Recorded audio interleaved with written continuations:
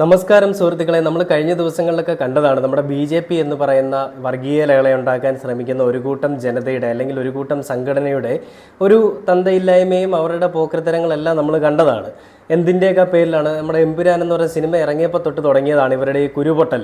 അപ്പോൾ എന്തിനേക്കോ വലിയ രീതിയിൽ ഭയക്കുന്നുണ്ടെന്നുള്ളതിൻ്റെ വലിയ ഉദാഹരണമാണ്. നമുക്കറിയാം ചാണകസംഖികൾ എങ്ങനെയുള്ളവരാണെന്നും ചാണകസംഖികളുടെ നിലപാട് എന്താണെന്നും കേരളത്തിലെ എല്ലാ ജനങ്ങൾക്കും അറിയാം. അപ്പോൾ അങ്ങനെ ഇരിക്കെ നമ്മുടെ കേന്ദ്രമന്ത്രി ശ്രീ സുരേഷ് ഗോപി, ഞാനൊക്കെ തന്നെ ഒരുപാട് ആദരണീയനായിട്ട് കണ്ടിരുന്ന അല്ലെങ്കിൽ ഒരുപാട് ബഹുമാനത്തോടുകൂടി ഞാൻ കണ്ടിരുന്ന ഒരു വ്യക്തിയാണ് സുരേഷ് ഗോപി.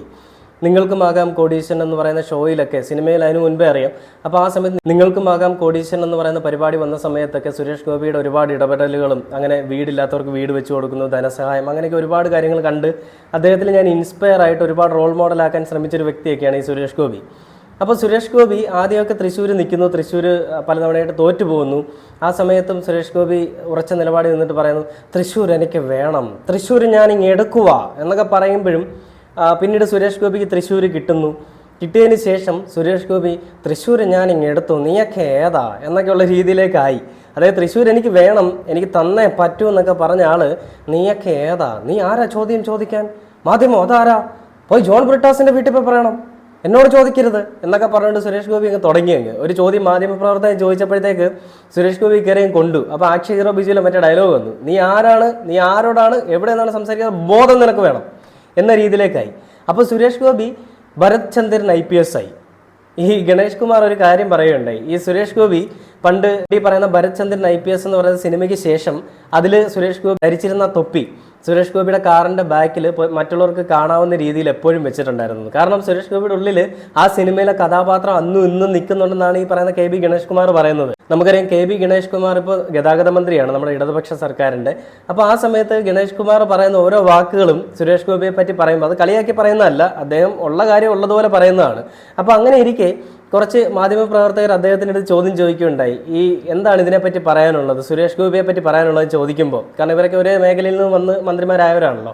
അപ്പോൾ അദ്ദേഹം പറയുന്നത്, ഞാൻ നേരത്തെ പറഞ്ഞതല്ലേ, ഇനി എല്ലാവരും അനുഭവിച്ചോ എന്ന് പറഞ്ഞുകൊണ്ട് സുരേഷ് ഗോപിയെ പറ്റി ഈ ഗണേഷ് കുമാർ ഒരു വാക്ക് പറഞ്ഞത്. നമുക്ക് ആദ്യം വാർത്ത ഒന്ന് കണ്ടു നോക്കാം.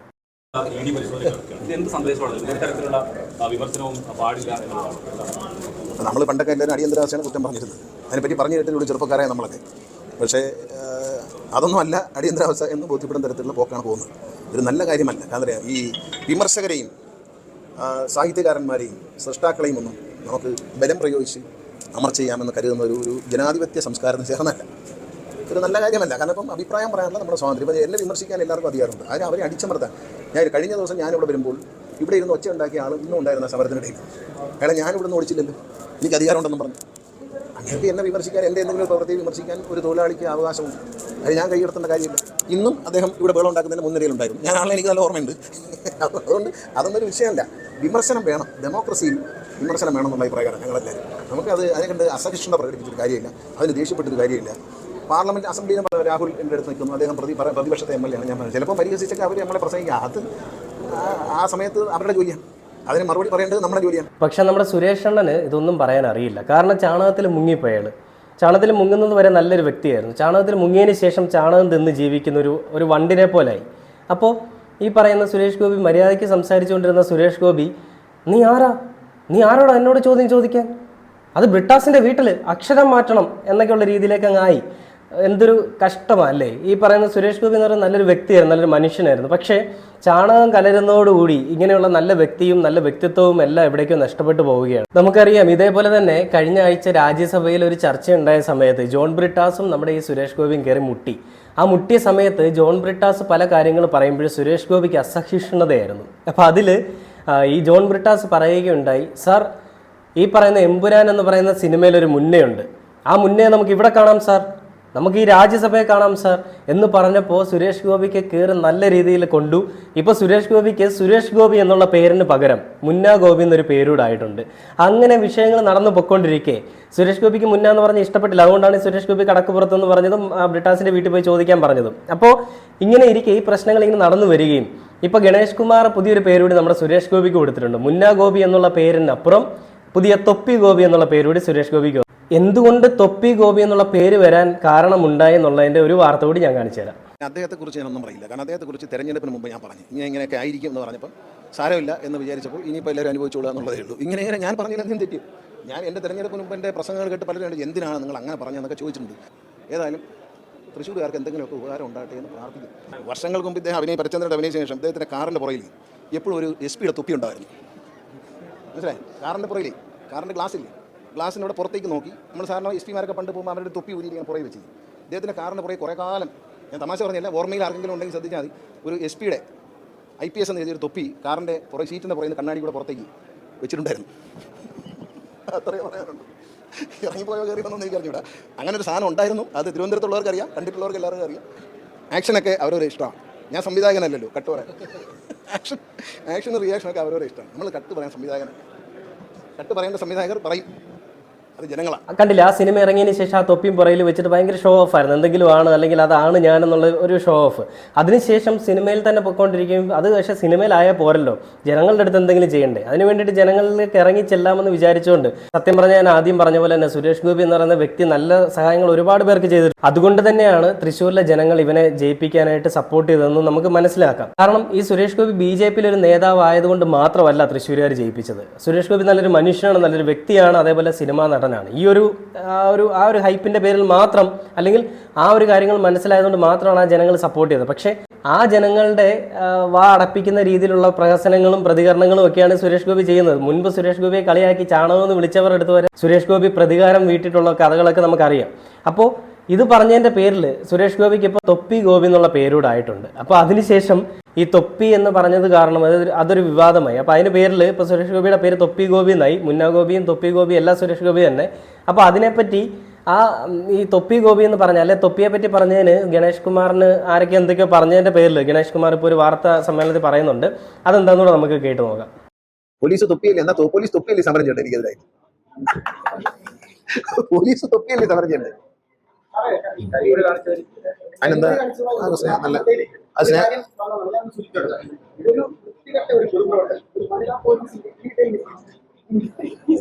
ഓരോരുത്തരെ ഇതൊക്കെ ഇത് ദൃശ്യമാധ്യമങ്ങൾ കാണുമ്പോൾ മനസ്സിലാക്കണം തന്നെയാണ്. ആളുകളെ മനസ്സിലാക്കാൻ നമുക്ക് കിട്ടുന്ന ഒരു അവസരമായി ഇതിനെ കണ്ടാൽ മതി. അപ്പൊ ഉദ്ദേശം സമരമല്ല, പ്രതിഷേധമല്ല, മന്ത്രിയോടുള്ള പിണക്കമല്ല, ഒന്നുമല്ല. പിന്നെ സമരത്തിന് വേറെ ഓരോന്നിനെ തൊപ്പി കേസിലും സമരം ചെയ്യാം. തൊപ്പി സമരമാണ് നടക്കുന്നത് പത്തനാപുരത്ത്. തൊപ്പി സമരം കൊള്ളാം. അല്ല, ഒരു തൊപ്പിയെ കുറിച്ചാണല്ലോ തമാശ പറഞ്ഞത്.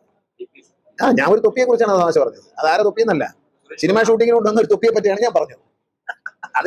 അതിനൊക്കെ സമരം ചെയ്യണമെങ്കിൽ വലിയ പാട് തന്നെ ദൈവമേ, വളരെ ഷെയിം എന്നേ പറയാനുള്ളൂ. അത് നിങ്ങൾ തന്നെ ആലോചിക്കൂ. ആ തൊപ്പി തമാശയ്ക്ക് എതിരായിട്ടൊക്കെ ഒരു സമരം ചെയ്യാന്ന് പറഞ്ഞാൽ അങ്ങനെ തൊപ്പി ഉണ്ടെന്ന് സമ്മതിക്കുകയും ചെയ്തു. അങ്ങനെ തൊപ്പി ഉണ്ടായിരുന്നു. അല്ല, കണ്ടില്ലേ, ഗണേഷ് കുമാറിന് ഒരുപാട് ബഹുമാനം തോന്നിയ നിമിഷങ്ങളിലൊന്നാണ്. അതായത് ഞാൻ പറഞ്ഞില്ല, നേരത്തെ ഞാൻ വീഡിയോയിൽ പറഞ്ഞിട്ടുണ്ട്, BJPയിൽ ഒരുപാട് അണികളുണ്ട്, പക്ഷേ ഒന്നിനും വിവരമില്ല, അറിവ് കൂടുതലാണ്, വിവരമില്ല. പക്ഷേ അതേസമയം ഇടതുപക്ഷ സർക്കാരിലോ അല്ലെങ്കിൽ വലതുപക്ഷത്തിലോ പോയി കഴിഞ്ഞാൽ അറിവ് വിവേകമുള്ള ആളുകളാണ് കൂടുതലും.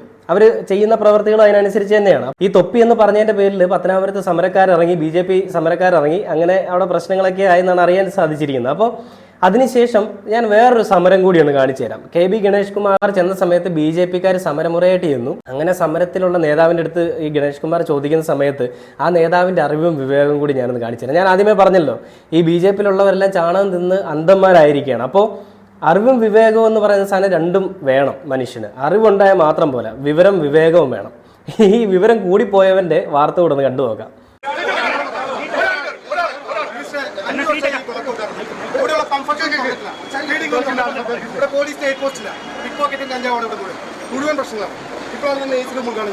നിങ്ങൾ എനിക്ക് ഈ പ്രശ്നമായിട്ട് ബന്ധപ്പെട്ട് ഒരു നിവേദനം തന്നിട്ടുണ്ടോ? അപ്പോൾ BJP പ്രവർത്തകൻ തന്നിട്ടില്ല, അല്ലെങ്കിൽ വേറെ രീതിയിലൊക്കെ സംസാരിക്കുന്നുണ്ട്. സാധാരണക്കാർക്ക് കയറാൻ പറ്റുമോ? 5 വർഷമായിട്ട് ഇവിടെ ഈ കംഫർട്ട് റൂം എന്താ തുറന്നത്?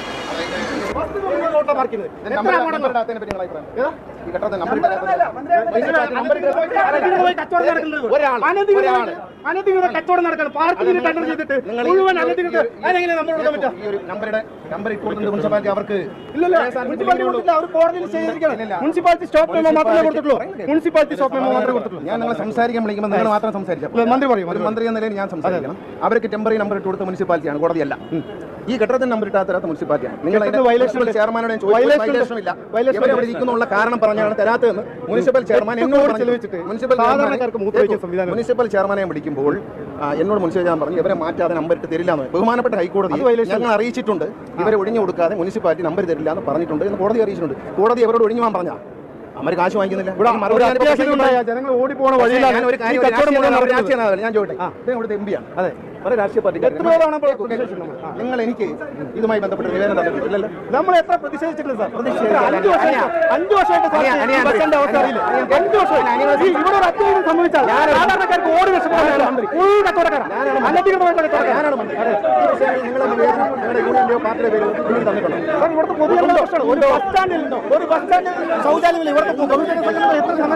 ഇവൻ എന്ത് തേങ്ങയെ പറയുന്നു? അത് വയലേഷൻ അല്ല. അവന്റെ മുഖം കണ്ടില്ലേ? അവൻ എന്തൊക്കെ പേടിച്ച് മുഖമൊക്കെ വിളറി നിൽക്കുകയാണ്. എന്താ പറയുക, ചമ്മൽ കൊണ്ട് എന്താ പറയേണ്ടതെന്ന് അറിയില്ല. ആരോ പറഞ്ഞ് ഊതിപ്പെരിപ്പിച്ചിട്ട ബലൂൺ പോലെ ഇങ്ങ് വന്നു. അവസാനം കാറ്റ് വിട്ട ബലൂൺ പോലെ നേരെ പോയി ആകാശത്തേക്ക്. നിങ്ങൾ ഇതുമായിട്ട് ബന്ധപ്പെട്ട് എനിക്ക് നിവേദനം തന്നിട്ടുണ്ടോ? ഞാൻ വർഷാവർഷം പ്രതിഷേധിക്കാറുണ്ട് സാർ. BJP നേതാവ് പറഞ്ഞാണ്. അതായത് നിവേദനം ഈ പറയുന്ന പേപ്പറാനോ അല്ലെങ്കിൽ നിയമപരമായിട്ട് ഒന്നും ഇവർ ചെയ്യുന്നില്ല. പ്രതിഷേധിക്കും, എവിടെ എന്ത് നടന്നാലും പ്രതിഷേധിക്കും. ഞങ്ങൾക്ക് പ്രതിഷേധം കഴിഞ്ഞിട്ടേ ഉള്ളൂ, ബാക്കിയല്ല. വീട്ടിൽ ചോറില്ലാതെ ഞങ്ങൾ പ്രതിഷേധിക്കും. എന്നാൽ അരി മേടിക്കാൻ പണിക്ക് പോവോ? പണിക്കൊന്നും പോകാൻ പറ്റില്ല, പക്ഷെ പ്രതിഷേധിച്ചേ പറ്റുള്ളൂ. പ്രതിഷേധത്തിൽ കഴിഞ്ഞ് BJPക്ക് ഒരു പരിപാടിയില്ല. ഞങ്ങൾ ചാണകങ്ങളൊക്കെയാണ്, ശരിയാണ്. പക്ഷേ ഞങ്ങളുടെ കർത്തവ്യം എന്ന് പറയുന്നത് പ്രതിഷേധമാണ്. പ്രതിഷേധിക്കുക, മരണം വരെയും പ്രതിഷേധിക്കുക എന്നൊക്കെയാണ് അളിയൻ പറയുന്നത്. നിങ്ങൾ എനിക്ക് ഇതുമായി ബന്ധപ്പെട്ട് നിവേദനം തന്നിട്ടില്ലല്ലോ. നമ്മൾ എത്ര പ്രതിഷേധിച്ചിട്ടുണ്ട് സാർ? 5 വർഷമായിട്ട് സംഭവിച്ചാൽ സാധാരണക്കാർക്ക് ഓടി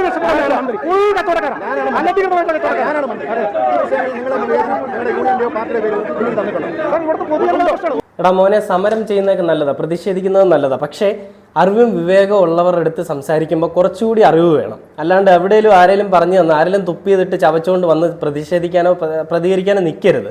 ഗണേഷ് കുമാർ പറഞ്ഞ വാക്കുകൾ കണ്ടില്ലേ? എത്ര ക്ലിയർ ആയിട്ട് അദ്ദേഹം പറഞ്ഞിട്ട്. അദ്ദേഹം ഒരു മന്ത്രിയാണ്. അതേസമയം കേന്ദ്രമന്ത്രി സുരേഷ് ഗോപി അടുത്ത് ഈ ചോദ്യം ചോദിച്ചായിരുന്നെങ്കിലോ, മാറി നിൽക്കണം അങ്ങോട്ട്, നീ ആരോടാ ചോദ്യം ചോദിക്കുന്നത്, ഞാൻ കേന്ദ്രമന്ത്രിയാ എന്ന് പറഞ്ഞേനെ. അതേസമയം ഗണേഷ് കുമാർ പറഞ്ഞു, ഞാനൊരു മിനിസ്റ്ററാണ്, നിങ്ങൾക്ക് എനിക്ക് വേണമെങ്കിൽ നിവേദനം തരാം, നിങ്ങൾ തന്നിട്ടില്ല, തന്നിട്ടുണ്ടെങ്കിൽ നിങ്ങൾക്ക് സംസാരിക്കാം, ഇനി അതല്ല നിങ്ങൾ എല്ലാവരും കൂടി ഒരു നിവേദനം എനിക്ക് കൊണ്ടുതരും, ഞാനത് പരിഗണിക്കാമെന്ന് പറയുന്നുണ്ട്. ഈ BJP എന്ന് പറയുന്ന സംഘടന ചാണകം എന്നുള്ള പേര് അതിന് ഏറ്റവും യോജിച്ചതാണ്. ചാണകം എന്ന് പറഞ്ഞാൽ അമൂല്യമായ ഒന്നാണ്. പക്ഷേ അത് BJPക്ക് ചേരുമെന്ന് എനിക്കറിയില്ല. എന്നാലും ചാണകസംഖ്യ എന്ന് നേരത്തെ എല്ലാവരും പറയുന്നതുകൊണ്ട് തന്നെ ചാണകസംഖ്യകൾ എന്നും ചാണകസംഖ്യകൾ തന്നെ ആയിരിക്കും. അറിവുമില്ല, വിവേകമില്ല, ഒരു കിഴങ്ങുമില്ല. വെറുതെ ഇറങ്ങിയൊക്കെയാണ് വെള്ളം ഇട്ടിട്ട് എന്തെങ്കിലും പ്രതിഷേധിക്കാനായിട്ട് കാവിക്കൊടിയും പിടിച്ചുകൊണ്ട്. എന്തൊരു കഷ്ടമല്ലേ? കേരളത്തിലെ ജനങ്ങൾ ഇത് മനസ്സിലാക്കുക. കേരളത്തിൽ ഒരു സൈഡിൽ പോലും ഇവന്മാർക്ക് ഇരിക്കാനുള്ള അവസരം കൊടുക്കരുത്. ആട്ടി ഓടിച്ചു കളഞ്ഞേക്കണം. പട്ടി എറിഞ്ഞ് ഓടിക്കുമ്പോൾ ഓടിച്ചു കളഞ്ഞേക്കണം ഇവന്മാരെ. മണ്ടന്മാരുടെ ഒരു ലോകവും BJP എന്നൊരു പേരും.